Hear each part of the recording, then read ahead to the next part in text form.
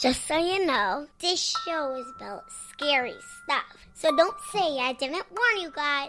And remember, don't be scared.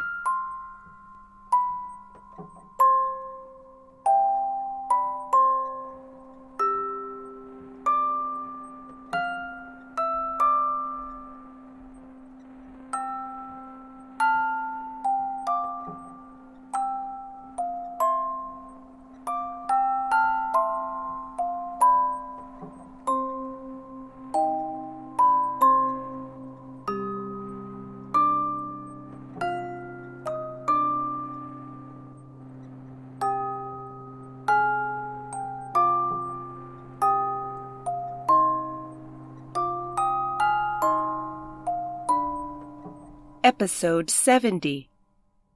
Seduced. War Baby here with another episode of Murderous Minors. Making true crime news this week was the death of Mary Kay Letourneau, aged 58, infamous child sex abuser who wed her initially 12-year-old victim when he became of age. She had taught him in 2nd grade and during 6th grade art camp during the summer, she says they fell in love. They had 2 children, the first fathered when he was 13 and she 34, prior to her arrest for his rape. Their second child was conceived while the pair was supposed to be apart, and defiance of the court order sent her back to prison for 6 years. They married when she was released in 2004, and they stayed married until 2019, giving interviews and not doing much to stay out of the spotlight in the intervening years. Here's a clip of the pair arguing about who was the pursuer back in 1996, during an interview in 2018 with the Australian news program Sunday Night. Who was the boss? What was his name? Who was the boss? What? Who was the boss back then? There was me pursuing you. But... Who was the boss back then? This is ridiculous. No, this is ridiculous. Who was? Just say. Just say. Who was the boss? All I knew was what I knew back then. But who was the boss? He was 13, Mary. But who was the boss? This is getting weird. Who was the boss? Who? I'm pursuing the relationship. Who was the boss? Well, I was the pursuer. Yes. Oh well, flaw me. Flaw me as an adult? Yes, flaw me. I did the best I could. Flaw me, character flaw. Ooh. Perhaps now Villy Falau can process and heal from what happened without Mary next to him, inhibiting his growth just by her very presence. It wouldn't surprise me if he never wanted to speak publicly about this again, or maybe he can now do so honestly, for the very first time. I followed the case throughout the years, and something that's always intrigued me is how Mary Kay Letourneau's father's scandal may have influenced her adult life. John G. Schmitz was a Republican state senator out of California in the early 80s, whose further aspirations crumbled when it came out that he'd had an affair. Schmitz was a professor as well as a politician and fathered 2 children with a student, news which effectively ended his bid for higher office. Her parents split but ended up getting back together. I speculate as to the effect it had on Mary's views on marital impropriety and ponder how sometimes, no matter how hard you try, you can't help but walk the path you're trying to avoid. This week on Murderous Minors, we are for the first time covering a case of an adult who took advantage of her age, using it like a weapon to get the constant companionship she endlessly craved. But it wasn't just a relationship with a younger man that she wanted. Eventually, her desires turned toward murder. It sounds a bit like the Greg Smart case where his wife, Amy Smart, had him murdered by her teenaged lover, Billy Flynn, and his friends, which took place in 1991 Derry, New Hampshire. That case has been covered extensively for years, and even has a Nicole Kidman movie based on it, so instead, we'll look at the case of Staff Sergeant Kevin Spann, United States Army. In January 1966, Gina Lynn Pierce was born in Belleville, Illinois. The oldest of three, their dad was gone by the time Gina was 7 years old. On the inside, she felt she had done everything she could to charm and shower love and adoration on her father, and felt betrayed when that wasn't enough to keep him in the home. Although she knew where to look and when, Gina never laid eyes upon her father again. Becoming withdrawn following Steve Pierce's departure from the family home, Gina was socially insecure. Those around her chalked it up to her fear of abandonment, as a response to what she'd been through, as a means of protecting her fragile young psyche. Sue Pierce devoted her life to working to support her kids, and they loved and appreciated her for it.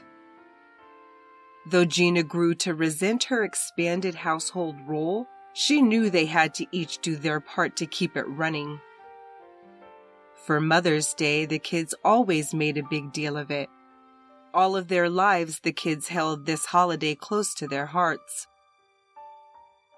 As a youngster, Gina had excelled academically, though her struggle with self-esteem burgeoned once she couldn't keep her dad from leaving her. She was anxious and began smoking cigarettes at 12 years old. Though she didn't seem to progress to anything harder, Gina quit school at 16. Seeking a husband rather than an education, she was hoping to create the dream family of her imagination. Her mother was all right with the situation once they agreed to trade room and board for housekeeping, but it soured with time. No matter, though, Gina Pierce was soon Gina Hill, and her son was born in October 1984 when Gina was 18 years old. She told a friend that she wanted someone to love her. Steve Hill was the opposite of his distant memory of a father-in-law, Steve Pierce, and Gina settled into the life of a wife and mother that she always wanted. She was still young and feisty and developed bedroom talents designed to keep her partner craving her ingenuity. If the family Gina Pierce had started with wasn't perfect, the one Gina Hill made herself would be, and 11 months after their son arrived, their daughter appeared to bookend the dream. Gina's entire life revolved around those kids, and with her husband often out being the breadwinner, the three had a tight bond, like their own little world. Devoted as could be, the young parents rarely went out, as Gina was untrusting of other caregivers due to her desire to raise her own kids. She kept the baby monitor always on, especially so she could listen for inconsistencies in her daughter's breathing. The baby had had slight respiratory issues at birth, and her mother was cautious at all times. With the financial obligations of raising 2 children on a retail worker's salary, Steve had little issue with Gina being sterilized at the age of 19. Given their past successes, they felt they couldn't take the chance of future pregnancies. That decision would return to haunt Gina's dream family, and on the worst possible day in her eyes, because on the morning of Mother's Day 1986, their 4-month-old daughter was found dead in her crib. Her big brother, only 15 months old himself, was the one to scream out from the kid's bedroom, alerting Gina to the tragedy within. There was no chance of more babies now due to her tubal ligation, and Gina grew sour with Steve, though he tried to hold them together. Her pain was twofold. Not only had she had the surgery, but she had turned the monitor off the night before Mother's Day, something she never did, and that fact clouded her life. She became convinced that Steve would make a run for it, since she couldn't have any more children, though he didn't see it that way. In time, Gina took to the couch and spent more and more time eating in front of the TV, like she was back at her mom's and her siblings were off at school. Soon after, she started going out, leaving her son with relatives or his father, and by the time he was 2, he was the progeny of a broken home. Just like that, Gina and her son were living with her mother, and she was on the way toward take 2 of her dream life. Her son's development had slowed in the wake of his sister's death and the unraveling of his parents' marriage, and it was noticed. Like the proverbial apple in its parent tree, Gina was soon spotted at all the old haunts of her father's, living the kind of life she vowed she'd never give her children. Her son was left to be raised by his grandmother as his mom made up for lost years. It didn't take long for Gina to be in trouble with the law and, quote, in trouble by an older man. After spending a few weeks out of state, he figured out that there was no baby or babies, as Gina had told him she miscarried their twins. Her ploy hadn't worked, and soon she was back at her mother's in Belleville, Illinois. Then, Gina started dating an older guy in the Army, after first taking interest in his roommate. Quiet and educated, Kevin Spann was nice, polite, and a lover of math and computers. He liked technical things and gadgets and was known for a mechanical mind. Kevin continued taking advanced math courses and was a telecommunications expert for the United States Army, which he had joined since that's what men in his family did. Kevin was from the nearby town of Lebanon, Illinois, where he grew up with 4 siblings and a love of collecting things. He had just emerged not unscathed from a terrible relationship, and this woman would have his child but not let this fact be known for years. His friends would say she ran all over him and often back to her ex, but Kevin was known for having a non-confrontational personality. Amidst all the turmoil, Kevin had simply moved on and away from the drama. Now, those feminine wiles Gina had been honing were put into action, essentially negating the fact that she had gained quite a bit of weight since her daughter's death and didn't necessarily present herself as the picture of a progressive femdom. Mom haircut, tennis shoes, and frumpy jeans were the epitome of her daily look, but this had no effect on her powers of persuasion over Kevin. Gina had been keen when she switched roommates, and Kevin's relaxed, non-combative approach to life fit perfectly with Gina's need to control her destiny. When she heard he was giving up on the opportunity for a post in Germany by planning to leave the Army, she quickly made sure that didn't happen, regardless of the earnings potential his small business idea had. The idea of a solid, long-term career with benefits and potential was just too much to walk away from.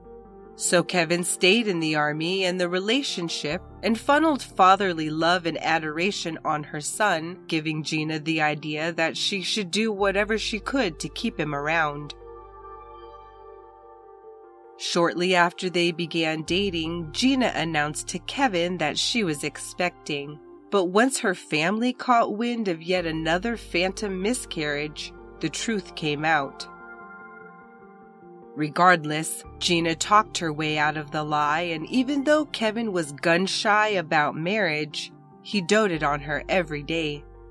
Gina had turned into one of those people who was sick all the time, too sick to cook, too sick to work, but Kevin always took up for her and took care of her, and in turn, she took care of him too in the ways a woman does.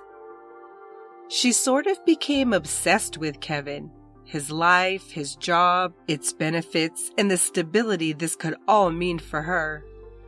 After receiving orders to travel for the Army, Kevin received an ultimatum as well. She told him that if he left her, she wouldn't be there when he returned, and the pair were quickly married after.